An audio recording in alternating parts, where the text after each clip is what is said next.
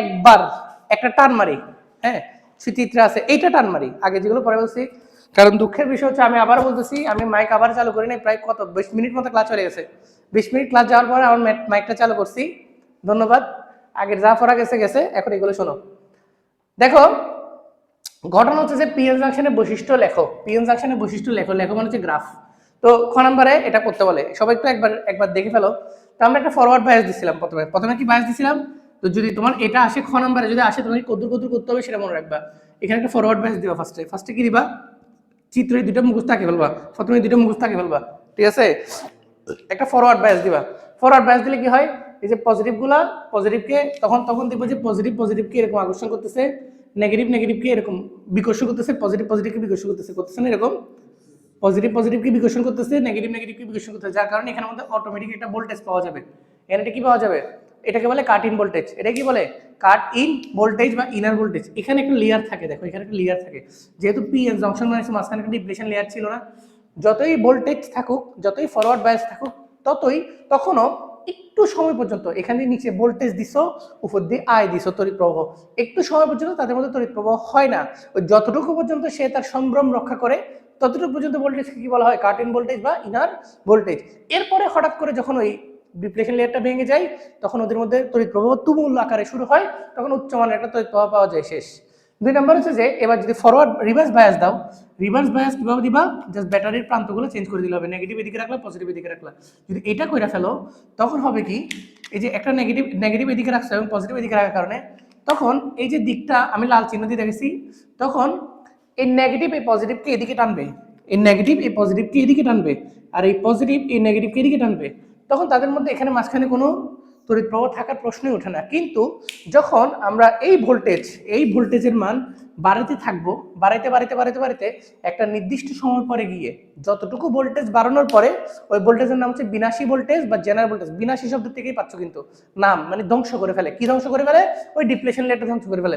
তখন কি হয়, মানে এই নেগেটিভকে পর্যন্ত টেনে ফেলে, এখান থেকে নেগেটিভ এই এন টাইপের নেগেটিভকে টানে, এই পজিটিভকে টানে। তারপর এরা তো অলরেডি টানার কারণে একদম এই অংশটা দেখো, একটা জিনিসকে চাপ দিলেও ভাঙে, টেনে ফেললেও ভাঙে। তখন এই অংশটা একেবারে কি হয়ে যায়, একেবারে ধ্বংস হয়ে যায়, তখন ডায়োডটাই নষ্ট হয়ে যায়। তখন এই ধরনের ভোল্টেজকে বলা হয় জেনারেল ভোল্টেজ বা বিনাশী ভোল্টেজ। অর্থাৎ একটা সময় পর্যন্ত এখানেও সে তার বিমুখী ঝোঁকের মধ্যে থাকার পরেও এখান থেকে এতটুকু পর্যন্ত সে তার সম্ভ্রম রক্ষা করে। আমি বোঝানোর জন্য বলতেছি, এটা নেগেটিভলি নেওয়ার কিছু নেই। এরপরে হঠাৎ করে কি হয়ে যায়, অনেক উচ্চমানের একটা কি পাওয়া যায়, তড়িৎ প্রবাহ পাওয়া যায়। সেজন্য বুঝা গেল কি জানো, আসলে পিএন জাংশনে তুমি ফরওয়ার্ড দাও, রিভার্স দাও, আলটিমেটলি তুমি তড়িৎ প্রবাহ পাচ্ছ কিনা, একটা কাট-ইন ভোল্টেজ দিয়ে পাচ্ছ, কাট-ইন ভোল্টেজ অতিক্রম করার পরে পাচ্ছ, আর একটা বিনাশী ভোল্টেজের পরে পাচ্ছ। এখানে যে রোধটা ব্যবহার করা হয়, এই রোধটাকে বলা হয় গতীয় রোধ। এই রোধের নাম কি, গতীয় রোধের ফর্মুলা হচ্ছে যে del R equal to del V by del I. এটার ইউজেসটা হচ্ছে দুইটা জায়গায়, একটা হচ্ছে এলইডি লাইট এমিটিং ডায়োড, আর একটা হচ্ছে সৌরকোষে, শেষ। দেখো একটা ম্যাথ আছে, আমি ম্যাথটা মুখে বলি, তোমরা বুঝো কিনা দেখো।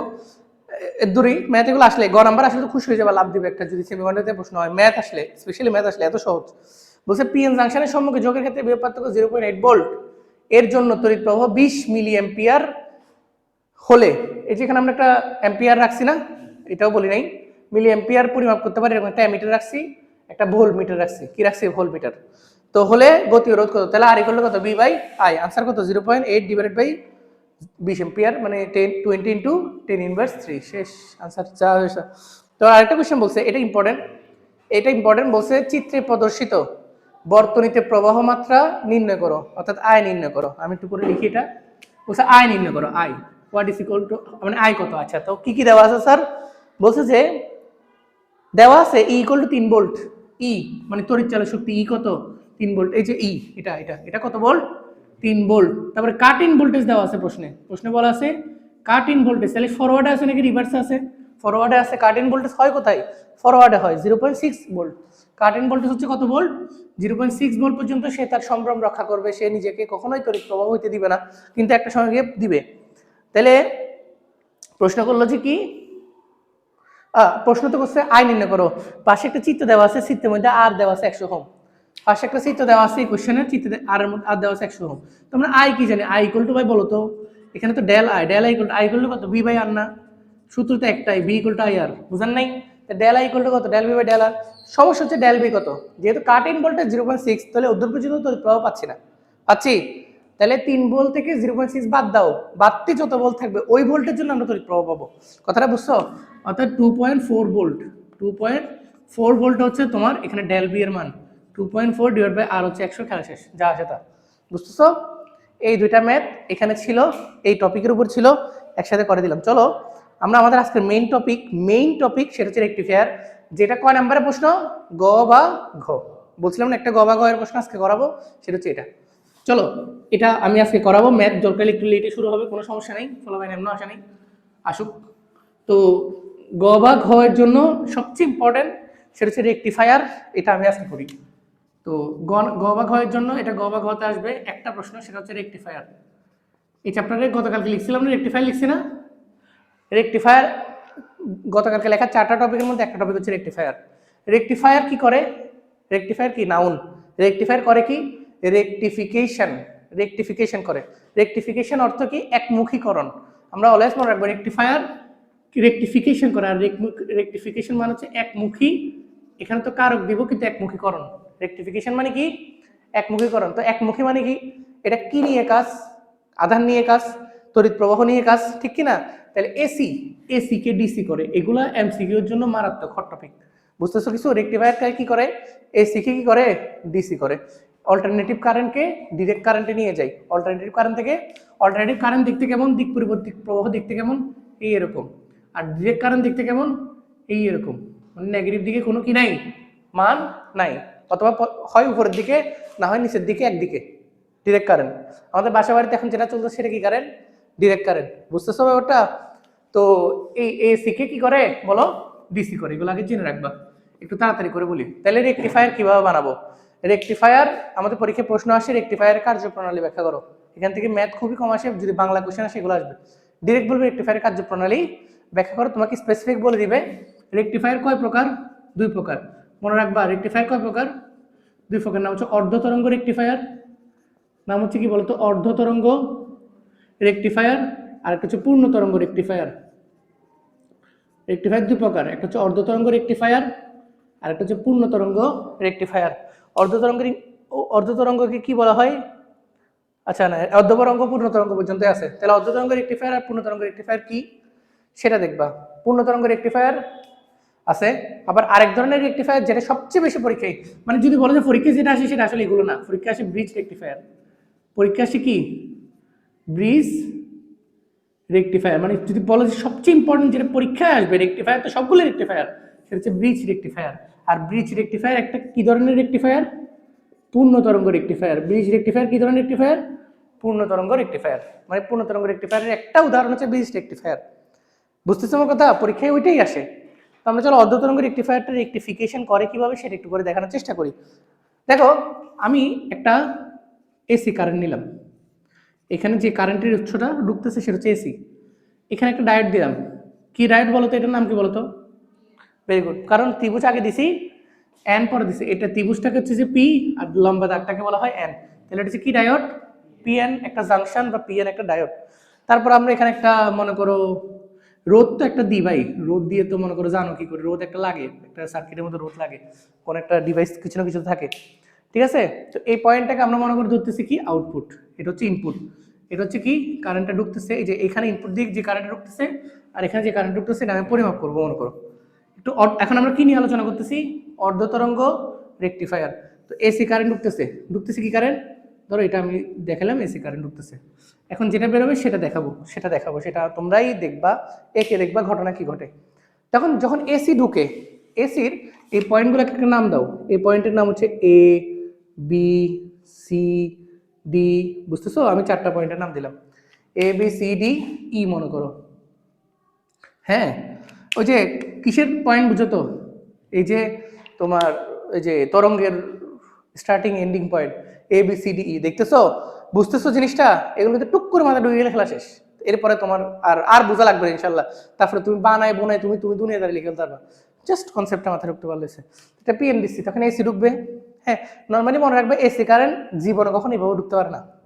এসি কারেন্ট ঢোকার জন্য কি লাগে? কোনো বর্তনীতে এসি কারেন্ট ঢোকার জন্য কি লাগে? ট্রান্সফরমার লাগে। অলওয়েজ মনে রাখবা বর্তনীতে জীবনে কখনো এসি কারেন্ট এভাবে ঢুকতে পারে না। তো এটা আমি দেখাই নাই ট্রান্সফরমার, এখানে একটা কি আছে, ট্রান্সফরমার আছে, একটা মুখকুণ্ডলী আছে, একটা গৌণকুণ্ডলী আছে, এগুলো আমরা মনে হয় কতদিনে পড়েছিলাম। তো যাই হোক, তো এখান থেকে ঢুকছে, ঢুকার ফলে এখন দেখো বোঝার চেষ্টা করবা, জাস্ট একটু বোঝার চেষ্টা করবা। এটা তো পি এন পি, আমি পি এর আধান গরিষ্ঠ, পি এর ক্ষেত্রে গরিষ্ঠ আধান ভাগ হচ্ছে হোল, এন এর জন্য গরিষ্ঠ আধান ভাগ হচ্ছে ইলেকট্রন। তখন যখন এই অর্ধেক, এই ফার্স্ট হাফ সাইকেল, এটাকে বলে first half cycle, first half cycle প্রথম অর্ধ তরঙ্গের জন্য, তাহলে এটা পজিটিভ থেকে নেগেটিভ দিকে চিন্তা করো। এই দিকটা কি চিন্তা করবা, পজিটিভ থেকে, আবার এটা পজিটিভ, পজিটিভ থেকে নেগেটিভ, নেগেটিভ থেকে পজিটিভ, এটা কিন্তু এবার এইভাবে এসি মানে এটা তরঙ্গ দিয়ে দেখাইলো, এই দেখো উপরের দিকটা পজিটিভ, নিচের দিকটা, বুঝছো? তাহলে প্রথম হাফ সাইকেল অর্থাৎ এ বি পয়েন্টে, এ বি দেখতেছে, এ বি পয়েন্টে পজিটিভ থেকে নেগেটিভ, এটাও পজিটিভ থেকে নেগেটিভ, পজিটিভ পজিটিভকে, নেগেটিভ নেগেটিভকে, তাহলে এখান থেকে প্রথমে কি ঢুকবে, পজিটিভ নেগেটিভ, তাহলে একটা ফরওয়ার্ড বায়াস নাকি রিভার্স বায়াস, ফরওয়ার্ড বায়াস, কারণ পজিটিভ পজিটিভ নেগেটিভ, তখন আমরা একটা কি কারেন্ট ফ্লো পাবো বা কি পাবো না, পাইছি, পাইছি, সেটার নাম দিচ্ছি কত, এ প্রাইম বি প্রাইম। বুঝো, বুঝার চেষ্টা করো। এরপরের যে পয়েন্ট বিসি, সেটা কি নেগেটিভ থেকে পজিটিভ, নেগেটিভ থেকে আবার উল্টার দিকে উঠতেছে কি পজিটিভ, তাহলে তখন এখানে ঢুকতেছে কি নেগেটিভ, এখানে positive, negative positive, positive negative, reverse bias, কি বায়াস, তাহলে এখানে কোনো কারেন্ট ফ্লো পাবো, পাবো না, গেল। তাহলে বি প্রাইম থেকে কত পর্যন্ত, সি প্রাইম পর্যন্ত কোনো কারেন্ট ফ্লো পাই নাই। আবার যখন সি থেকে ডিতে দেখবা, সি থেকে ডিতে, এই যে সি থেকে ডিতে তুমি দেখবা যে আবার পজিটিভ থেকে নেগেটিভ, তখন আবার কি, এই যে পজিটিভ নেগেটিভ, তখন আবার পাবো ফরওয়ার্ড বায়াস, তখন আমরা আবার কারেন্ট ফ্লো পাবো। তো সেটাকে আমি কিভাবে দেখাচ্ছি, এই যে স্যার এইভাবে দেখাচ্ছি, সি প্রাইম থেকে ডি প্রাইম। আবার যখন ডি থেকে এর দিকে তাকাবা, এই বুঝতেছো, ডি থেকে এর দিকে তাকাবা, তখন আবার নেগেটিভ থেকে পজিটিভ, তখন আবার এখানে নেগেটিভ এখানে পজিটিভ, তখন আবার হবে রিভার্স বায়াস। সেই জন্য আমরা এই ডি থেকে এই এতটুকু পর্যন্ত, ই প্রাইম পর্যন্ত মনে করো আবার কোনো কারেন্ট ফ্লো পাচ্ছি না। এই আনসার শেষ। অর্ধ তরঙ্গ ব্রিজ রেকটিফায়ার রেকটিফিকেশন করে ফেলছে। খেয়াল করো, নেগেটিভ দিকে কোনো কারেন্ট আছে নাই। আর এই অর্ধ তরঙ্গ কেন বলা হয়েছে জানো এটাকে, কারণ একটা পূর্ণ তরঙ্গ এসির জন্য তুমি হাফ হাফ করে পাচ্ছ, মানে প্রতি দুইটার জন্য একটা পাচ্ছ কারেন্ট ফ্লো, মানে ব্যাপারটা বুঝতেছো? মানে এই এই জিনিসটা প্রথমত এটা রেকটিফিকেশন করছে, করছে কি না, অবশ্যই করছে, কারণ বিপরীতমুখী কারেন্টগুলোকে একমুখী করে ফেলছে। আর দ্বিতীয়ত করছে যে হাফ হাফ, প্রথম হাফ আছে, পরের হাফ আছে, আবার পরের হাফ আছে, পরের হাফ আছে, এভাবে করে চলতেছে, বুঝতেছো? তো এই ধরনের রেকটিফায়ারকে বলা হয় অর্ধ তরঙ্গ রেকটিফায়ার। কি বুঝতে পারছি? চলো পূর্ণ তরঙ্গ রেকটিফায়ার কিভাবে কাজ করে। পূর্ণ তরঙ্গ রেকটিফায়ার দুই প্রকার, একটা হচ্ছে যে এই ডায়োড দিয়ে দেখাবো, আর একটা হচ্ছে ব্রিজ রেকটিফায়ার। একটা হচ্ছে ডায়োড দিয়ে দেখাবো, আর একটা হচ্ছে কি ব্রিজ রেকটিফায়ার। শোনো, টাকা পয়সা থাকলে পড়বে, সমস্যা নেই। দেখো এখানে আমি একটু বোঝানোর চেষ্টা করি, পুরো চিত্রটা সেম থাকবে পূর্ণ তরঙ্গের জন্য, আমি একটু বোঝানোর চেষ্টা করি। আচ্ছা, এখানে চিত্রটা ওর থাকুক, আমি আরেকটা নতুন চিত্র আঁকি, কোনো সমস্যা নেই। এবার একটু পারফেক্ট চিত্র আঁকার চেষ্টা করি। এসি কারেন্ট এভাবে ঢুকবে নাকি এখানে একটা মানে আবেশ দিতে হবে, এখানে কুণ্ডলী থাকবে, বুঝো নাই? এখানে এটা হচ্ছে এসি, বেসিক্যালি কি কারেন্ট, এসি কারেন্ট। এই যে আমি এসি কারেন্টের একটা গ্রাফ আঁকবো, এসি কারেন্টের একটা গ্রাফ আঁকবো, এসি কারেন্টে কয়েকটা পয়েন্ট দিব, ঠিক আছে? একটু ভালো করে আঁকি, যেটা আঁকতেছি এই, ঠিক আছে? তো এসি ঢুকবে, এই যে আবেশিত হয়ে ঢুকবে না, দুইটার মধ্যে কোনো ধরনের ফিজিক্যাল টাচ আপ থাকবে না, একটা আবেশ থাকবে। ঢোকার পরে এখানে এবার দেখো পূর্ণ তরঙ্গ রেকটিফায়ার কিভাবে বানাইতে হয় সেটা শিখে রাখো। এখানে বর্তনীগুলো কিন্তু মুখস্থ করতে হবে, তুমি দুনিয়াদার উঠে গেলে তুমি এত বেশি খাটাই লাগ নাই, মুখস্থ করতে হবে, মানে মুখস্থ করতে হবে। তো এখানে দুইটা সমান্তরাল ডায়োড দিতে হয় এবং একমুখী, বলো সমান্তরাল ডায়োড এবং একই দিকে, সমান্তরাল একই দিকে দুইটা ডায়োড দিবা। তারপরে এখানে একটা তুমি পয়েন্ট দিবা, এই একটা গিয়ে দিবা, বুঝতেছো, আউটপুট দিবা। তারপর আর কি কি দিছে চিত্রটা একটু মুখস্থ করিও, বাহে যায়, বুঝছো? মানে তোমার মতো করে তুমি মুখস্থ করিও। এখানে একটা মনে করো ওরা খুব সুন্দর করে এখানে একটা ব্যারিয়ার রাখছে, যে ব্যারিয়ার, রোদ দিছে কোথায়? আচ্ছা, রোদ দুই জায়গায় দিছে, এখানে একটা রোদ দিছে, হ্যাঁ, এখানে একটা রোদ দিছে। তুমি তোমার মতো চিত্রটা বুঝতে পারবে, মোটামুটি বুঝলাম এটা দুটা ব্যারিয়ার, আর কিছু না, দুটা কি ব্যারিয়ার। আমি এটা একদম সুন্দর একটা চিত্র আঁকার চেষ্টা করি, মাঝখান থেকে আঁকি, হ্যাঁ, মাঝখান থেকে একটা বেরিয়ে রাখলাম, এই যে। তো এটা এটা এটা কি পড়ে, এটা কি, এটা হচ্ছে অর্ধ তরঙ্গ ব্রিজ রেকটিফায়ার। এখন পড়াচ্ছি কি পূর্ণ তরঙ্গ ব্রিজ রেকটিফায়ার। পূর্ণ তরঙ্গ ব্রিজ রেকটিফায়ার, অর্ধ তরঙ্গ ব্রিজ রেকটিফায়ারের মধ্যে, অর্ধ তরঙ্গের মধ্যে একটা ডায়োড, পূর্ণ তরঙ্গের মধ্যে কয়টা ডায়োড দিচ্ছি? দুইটা ডায়োড দিচ্ছি। কয়টা ডায়োড দিচ্ছি? শেষ। তো এবার ঘটনা কি ঘটবে, ঠিক এটার বাবা, বাবা বুঝো, মানে ঠিক এটার বাবা কেমন, ধরো এবার এগুলোর নাম দাও, A B C D E F বোঝানোর জন্য দিলাম। তো উপরে হচ্ছে পজিটিভ, নিচে হচ্ছে নেগেটিভ কারেন্টের ফ্লো। তাহলে এ বিটা কি বলতো? এ বি, এখানে যে আউটপুট বেরোবে সেটা একটু বোঝার চেষ্টা করো, এখানে যে আউটপুট বেরোবে সেটা একটু বোঝার চেষ্টা করো। হ্যাঁ, বোঝার চেষ্টা করো। তাহলে আমরা যখন এসি কারেন্টে ঢুকতেছে, প্রথম এ বি হাফ সাইকেলে, কত হাফ সাইকেলে? এ বি হাফ সাইকেলে দেখো দুটোটা কিন্তু, এটা কিন্তু পিএন, আবার এটাও পিএন, কিন্তু যখন এ বি হাফ সাইকেল, সবাই দিকে তাকায় থাকবা, যখন A B half cycle positive থেকে নেগেটিভ না, তাহলে এটা পজিটিভ, এটা নেগেটিভ, তাহলে পজিটিভ পজিটিভ নেগেটিভ নেগেটিভ, তাহলে এই জাংশনটা, এইটা, এই মামু ফরওয়ার্ড বায়াস আছে। কিন্তু এটার ক্ষেত্রে দেখো, দেখো নেগেটিভ পজিটিভ ঘুরাই আসি পজিটিভ নেগেটিভ, এই মামু আছে।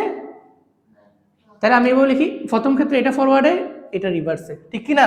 তাহলে এখানে কি পাওয়া যাবে? এখানে কিছু পাওয়া যাবে না, নিচেরটাতে কিছু পাওয়া যাবে না। আচ্ছা, পরেরটাতে দেখো এবার বিসিতে, বিসিতে নেগেটিভ থেকে পজিটিভ না, তাহলে এটা নেগেটিভ, এটা পজিটিভ না, এটা নেগেটিভ, এটা পজিটিভ হইলে তাহলে এবার এই নেগেটিভ এই পজিটিভ, এই পজিটিভ এই নেগেটিভ, আসো না বসো, তাহলে এখানে কি হবে? এই অংশটা রিভার্স পাওয়া যাবে না, আর এই রিভার্স এই অংশটা ফরওয়ার্ড পাওয়া যাবে না, নিচেরটা ফরওয়ার্ড পাওয়া যাবে না, উপরেরটা রিভার্স পাওয়া যাবে না। আমার কথাটা বুঝছো? তখন এই অংশটাতে এখানে এখানে এখানে একটা কি পাবো? আমি যদি একটু করে ভালো করে দেখাই, এখানে এ প্রাইম বি প্রাইম পাচ্ছি, এখানে সি প্রাইম ডি প্রাইম পাচ্ছি, কিন্তু আবার এখানে সি প্রাইম ডি প্রাইমটা নাই, কারণ এটা রিভার্সে থাকার কারণে এখানে কোনো কারেন্ট ফ্লো পাওয়া যাবে, কিন্তু এখানে আবার কি পাওয়া যাবে?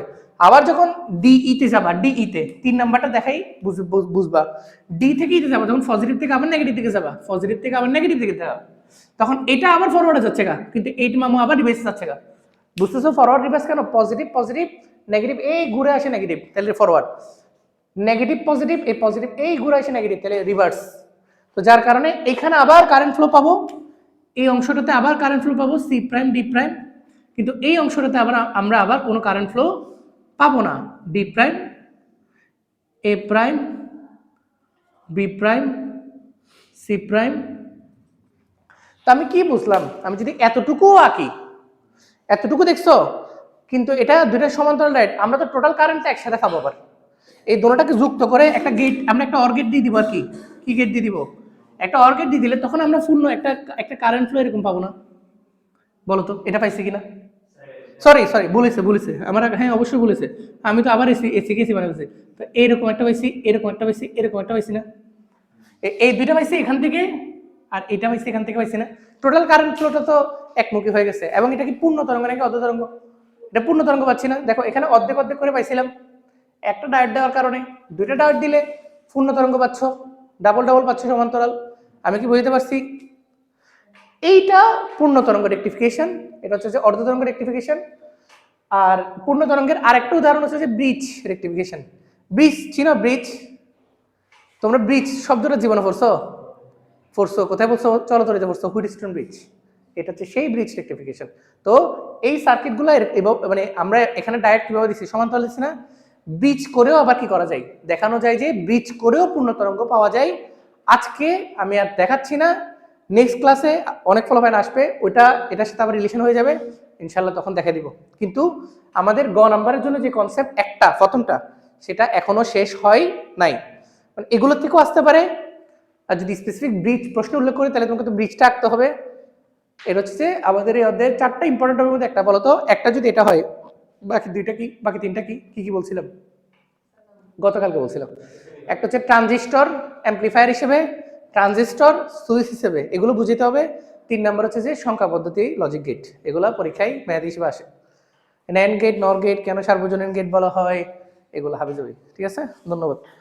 তো এতটুকুই থাকুক, মাত্র 19 মিনিট, কিন্তু পড়াইছে আরো অনেকক্ষণ, অডিও ভিডিও হয়েছে 19 মিনিট।